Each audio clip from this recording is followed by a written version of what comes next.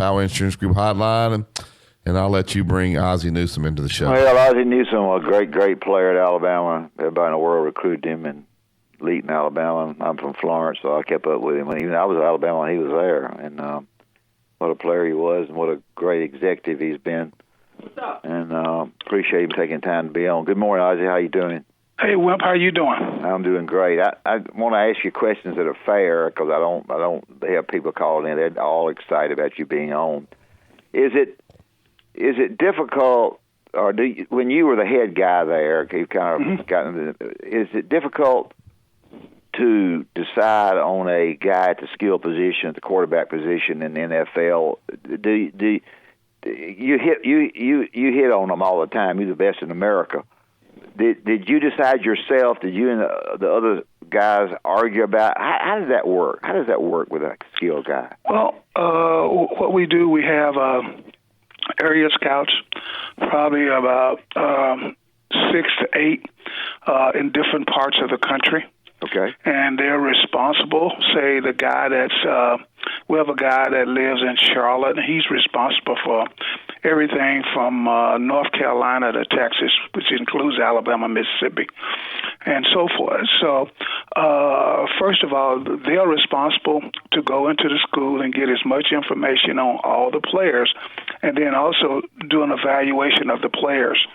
And then we'll probably have another scout will go into that school, a guy we consider national, and then our director of college scouting will go into that school.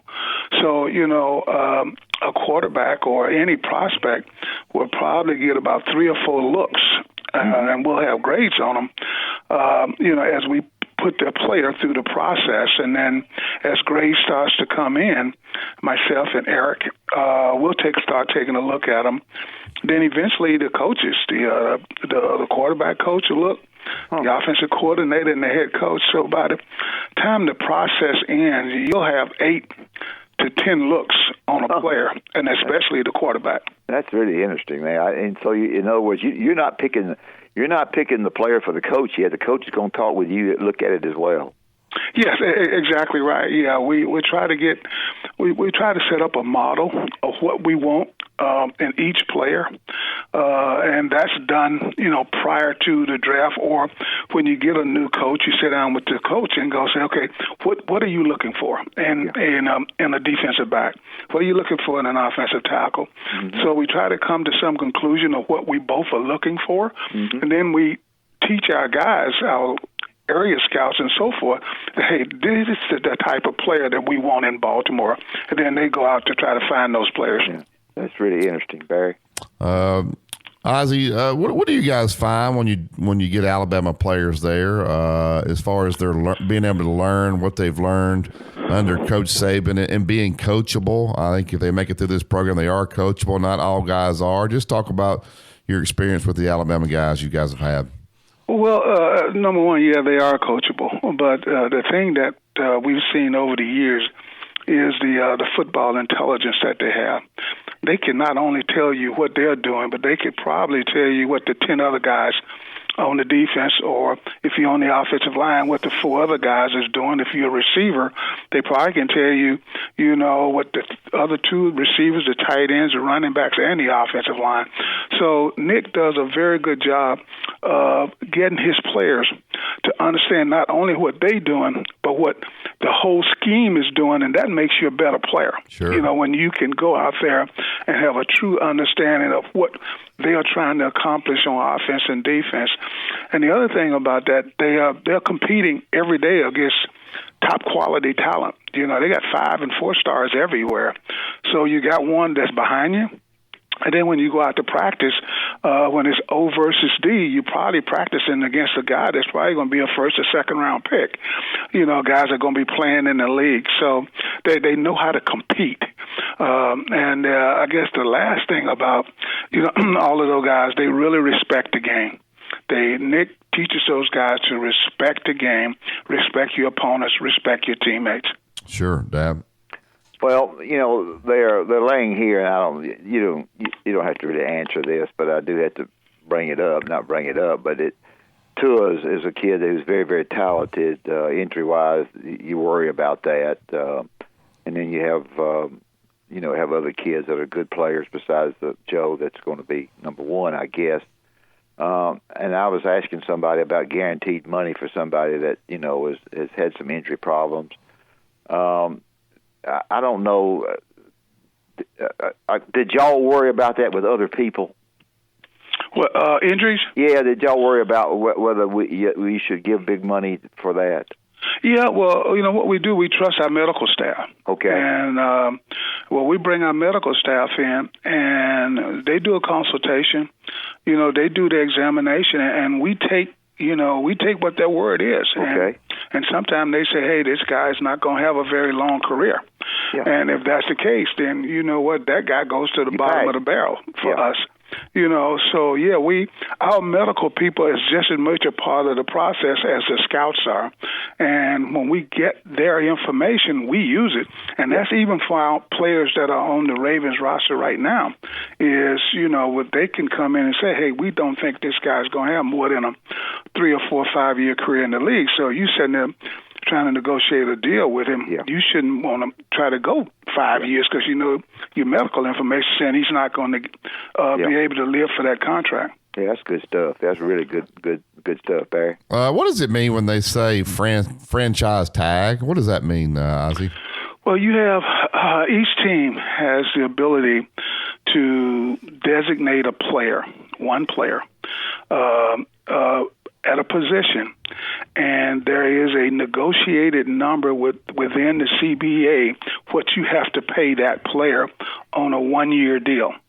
And if and when you put the tag on, which is hopefully in the next 4 to 5 days, we'll have the deadline to put tags on people. Then if that player signs that contract, then that money is guaranteed for him for a year.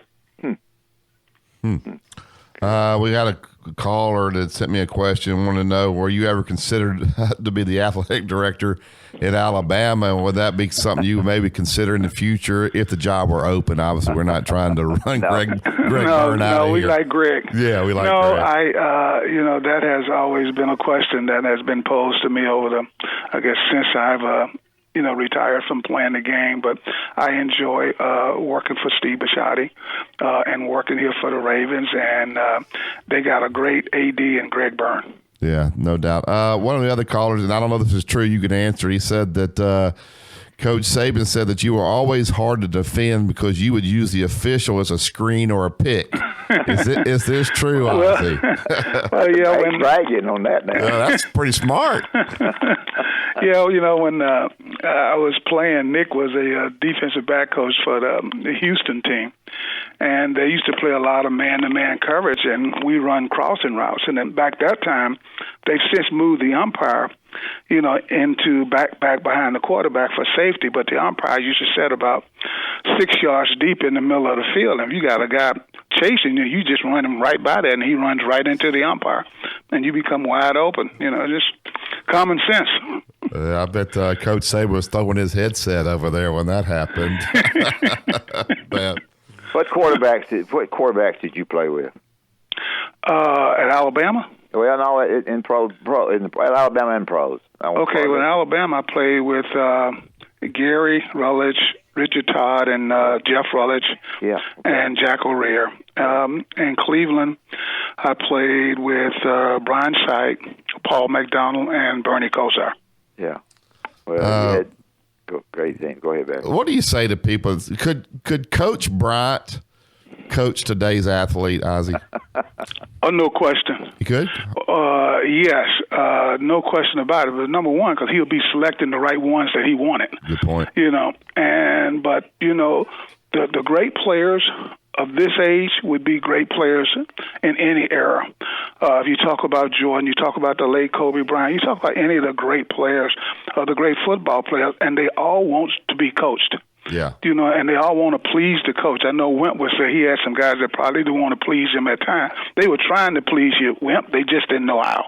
Yeah, right. But they all want to please the coach and make the coach feel good about themselves. So, yes, he would have been able, because, he went from throwing the ball 40, 50 times a game to running the wishbone where we would throw it, 10 or 15. So he was able to adapt even when he was coaching. So he definitely would be able to adapt now.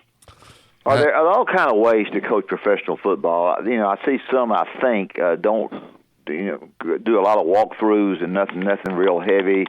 I know you've had a lot of different coaches. You don't have to name them, but and so other coaches who maybe I know Ray Perkins told me one time that when he got to the Final Four of the Giants, his players hated him because he worked them too hard.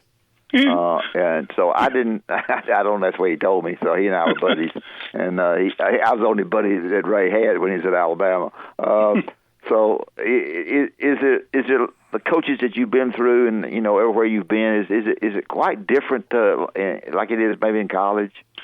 Yeah, it was. I mean, Marty was a guy that believed in having pads on. I mean, the week is Wednesday, Thursday, Friday, Saturday, day before the game, and then Sunday.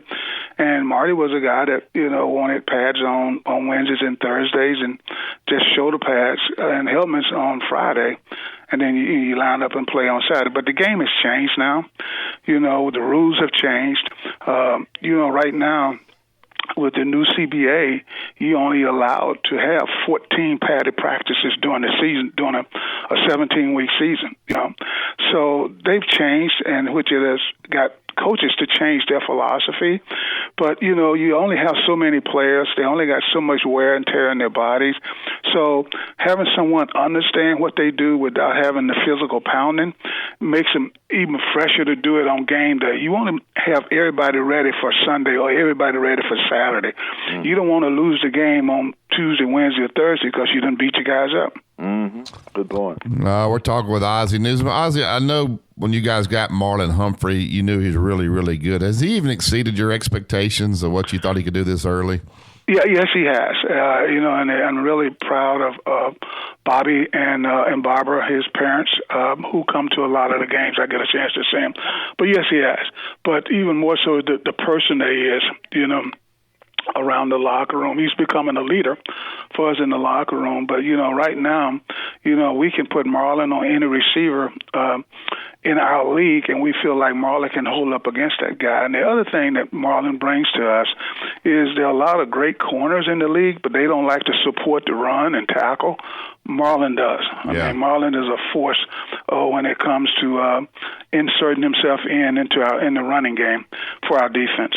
Yep. Did the quarterback at LSU surprise you this year? I think you can answer that easier without trying to talk about Alabama. You know what? He did a great job.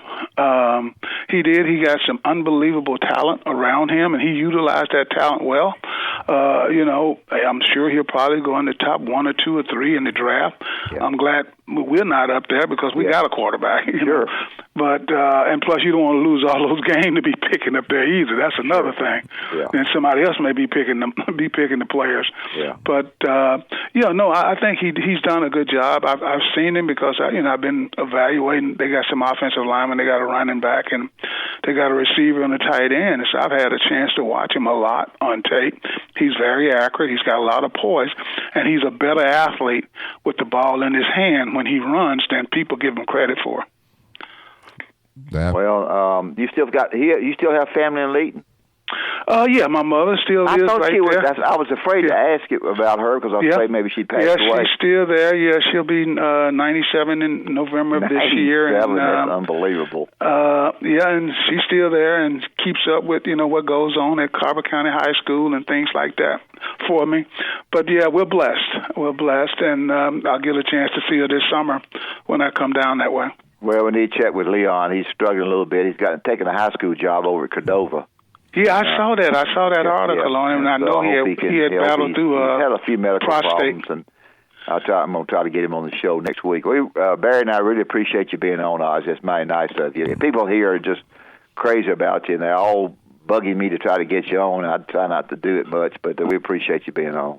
Okay, and I see you down at the Jimmy Rain, I guess, huh? Yeah, sure will. Hopefully, Ozzie, you won't have to play golf with him because that's not real fun. No. He don't want to play with me. I'm not good enough. I hear you. All right, guys. Thanks. Thank you.